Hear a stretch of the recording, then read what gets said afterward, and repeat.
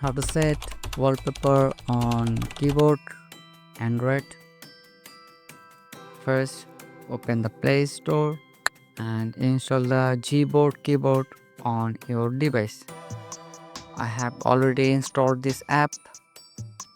Now go back to your device settings. In the search bar, write and search keyboard. Now tap on keyboard and input method. Then tap on current keyboard. Select Gboard here.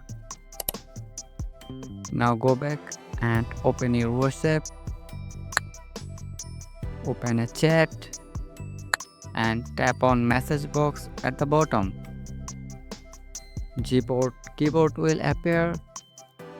Now tap on theme icon. Here you can see all your available theme to use. If you want to use or create a customized theme, then tap on plus icon at the top. Now select your photo you want to use to your keyboard. Adjust the position and brightness here.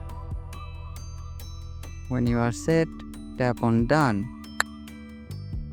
Now tap on apply. See, your keyboard theme is changed. And that's it. This is how you can set wallpaper on keyboard.